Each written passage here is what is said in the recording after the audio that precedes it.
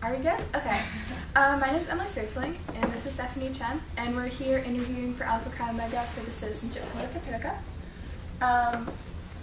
The benchmark we are going for is distinction. We believe we've earned this benchmark because we've really been able to integrate citizenship into our chapter operations and how we run our chapter, as well as we use the pillar themes in order to drive not only our program, but also the culture we have in our chapter. So just a quick overview of how we structured the presentation today. So we took all the themes that fell underneath the citizenship pillar and used that as the theme of each slide. And then underneath we put the different programmings and initiatives that are applicable to each theme. So the first one that we have is community service and learning. So a new thing that we tried last year for the first time was our Vice President of Philanthropy did a service day for our entire chapter during Sisterhood Week, which is a week that we set aside a week prior to school starting so that we can just kind of get together. And so adding this element of doing service as a whole chapter was just to enable sisters to get a head start on their service hour requirements. And so the two centers that we were able to go to were the Nature Center and the farm, and each group did their respective thing there. But after each event, they were asked to do a group reflection just to kind of go over what they got from the experience and how they contributed, how they felt, just the general reflection of service and the general reflection of service and how it impacted them and how they thought it impacted the community. And then also, I think that our chapter is really great in the sense that we don't put a limit on the organizations that you can volunteer at, and so we try to really hone in on everyone's passions and individualize their own service hour requirements, and I think that's really great. And I think it speaks to, on the right-hand side, you'll see a chart that we have for a 5-year time series. So it starts in 2010 and it goes to 2015. So the blue line denotes the goals that were set on our million minute goals, and then the red line denotes the amount of the red line denotes the hours that we completed as a chapter. And as you can see, we've increased over the past few years, and the last data is actually only half of what we've completed in 2015 or 2014. So that still has the potential to increase as time goes by. Next we'll be talking about social justice. So I personally think this is something our chapter does very well. You can see it especially in our philanthropy, which is domestic violence awareness. Every year in October, which is Domestic Violence Awareness Month, we have our DVA week. So in that we have a lot of initiatives, not only that raise money for our different organizations such as the Domestic Violence and Child Advocacy Center of Cleveland, the DVCAC, which I think it's great. It's always good to give money, but then we also do a lot in order to actually promote our philanthropy of raising awareness and giving resources and things to survivors and victims. So the first event we have is Purple Day. This just kind of shows the campus's solidarity, and it also encourages people to kind of start asking questions and start really reflecting on, as a campus, what is domestic violence, how can we help and recognize this in different relationships. We give out facts along with purple ribbons, and it's great because you really get a lot of people who will stop and they'll ask more questions about our philanthropy, and it's just a great way to kind of informally start spreading that awareness. Later on, we have a Healthy Relationships talk. With this, we had a speaker from the DVCAC and the Cleveland Rape Crisis Center come in. Both of them were able to talk about the signs not only of unhealthy relationships, but also of positive relationships, which is also another theme under citizenship. So it's really a great way of promoting not only kind of what to look out for and warning signs, but also what to look for, because a lot of times people have a tendency to harp on the negative portion. Another great event for DVA Week is Voices Against Violence. With that, we collaborate with SAVE, and we have kind of an open mic forum of different, open to the whole campus, where survivors can come and share their stories. So it's a great way to really empower victims to be able to come and feel safe in sharing their stories, as well as show the community's support for them. So I really think that with this entire week, it helps promote awareness of this great social issue that's really, I think, been growing in the public's eye recently. In addition to that, in the spring, we have a Walk a Mile in Her Shoes.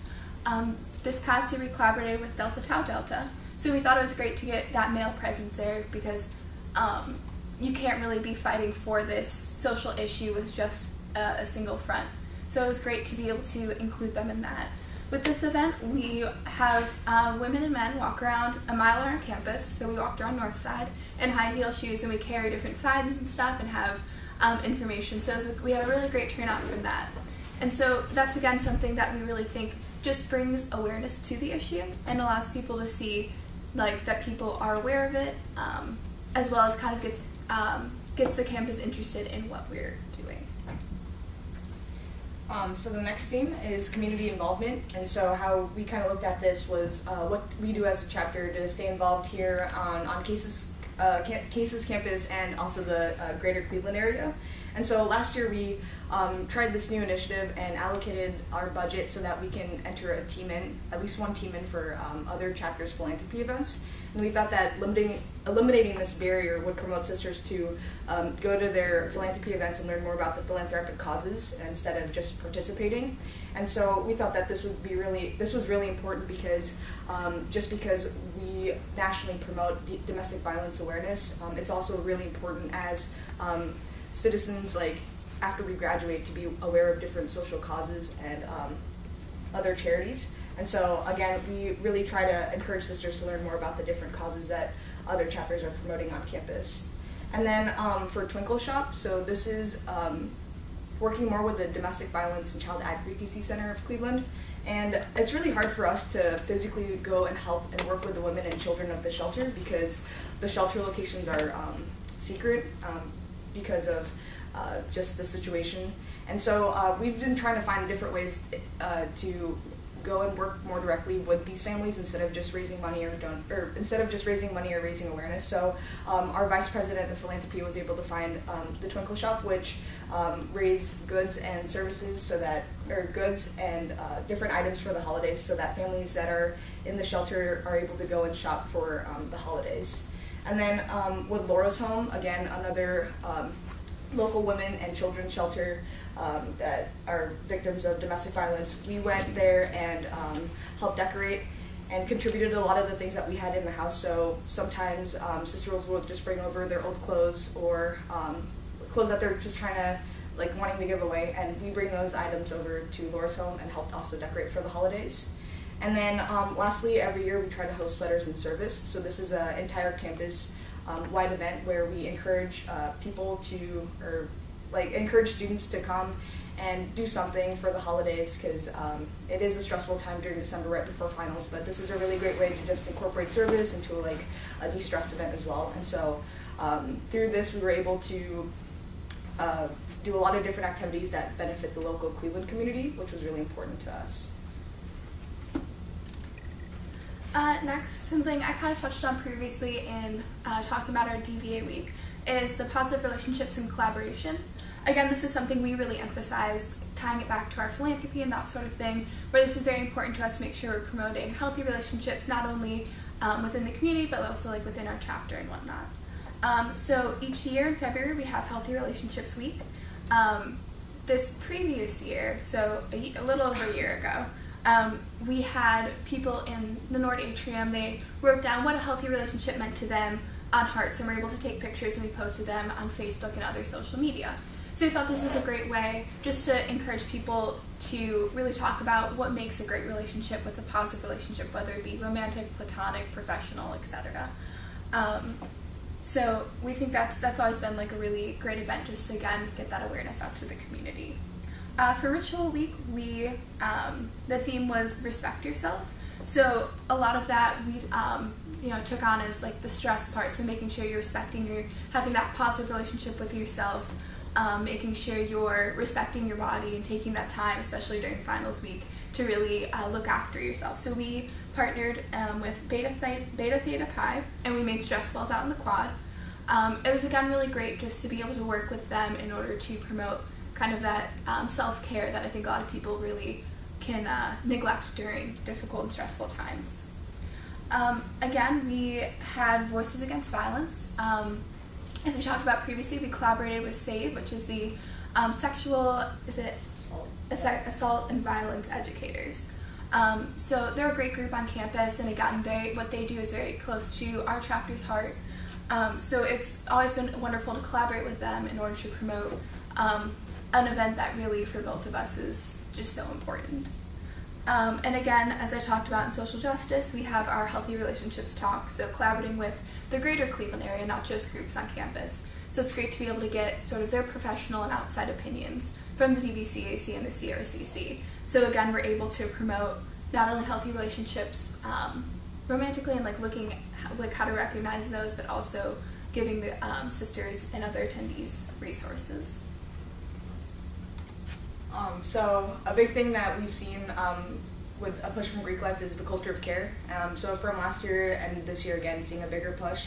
How we incorporate this into our chapter is, I think this is really ingrained into our decision-making process and our culture. So through nationals, we have something called our backstops. So the first backstop is my choices impact my sisters, so what choices do I have?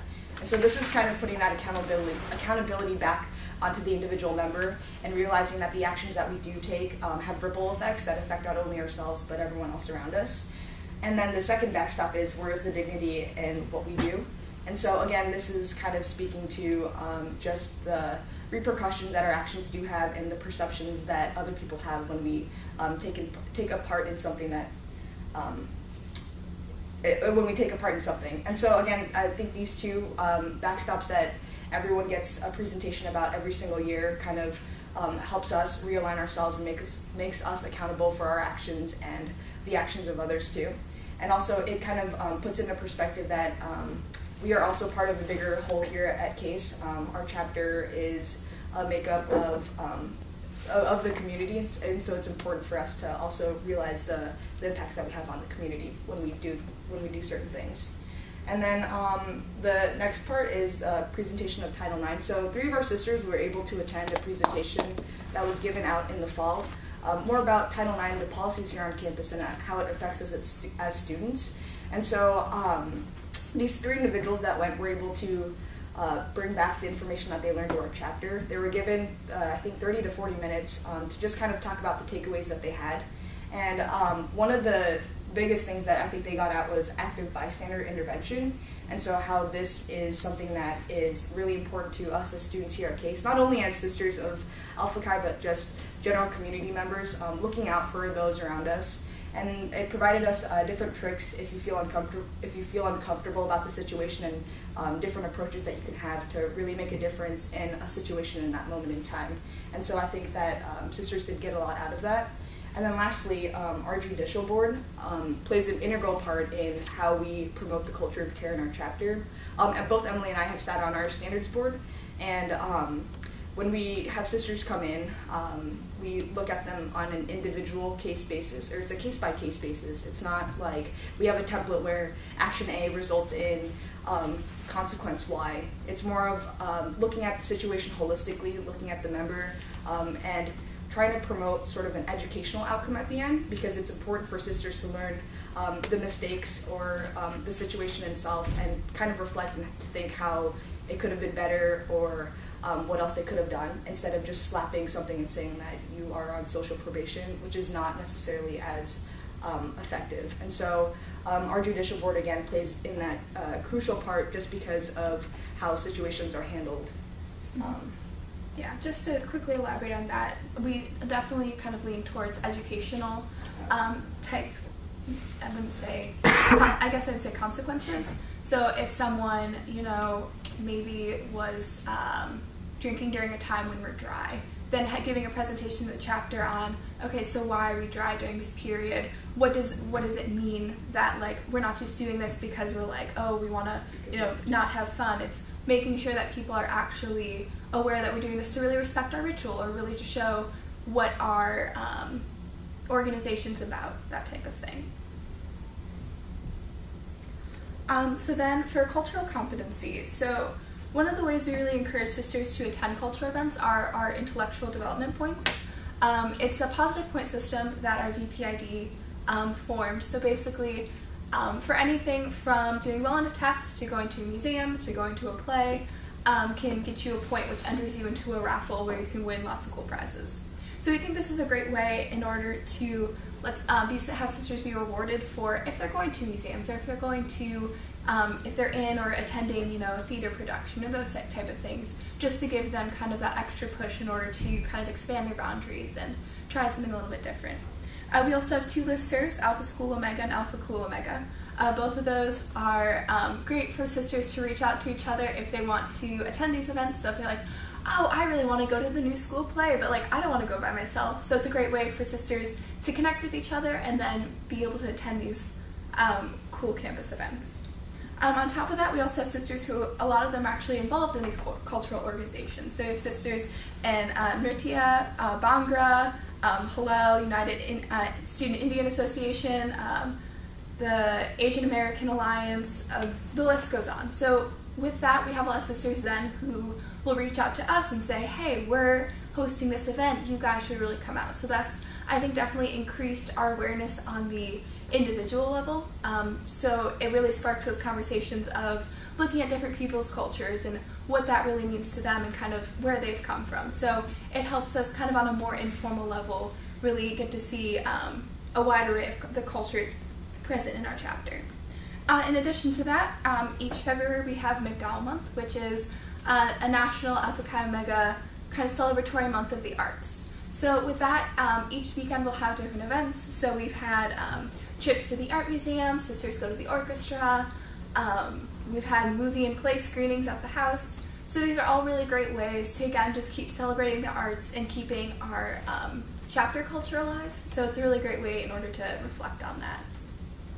Oh, also, this past year, we got a bunch of sisters together. Our membership programming, our vice president of membership programming, organized a bunch of sisters to go see the musical Wicked. So that was a really great way just to kind of not only have sisters bonding, but also, again, get that cultural exposure.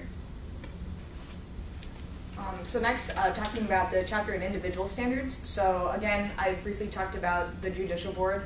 It sort of sets that baseline of where sisters need to be.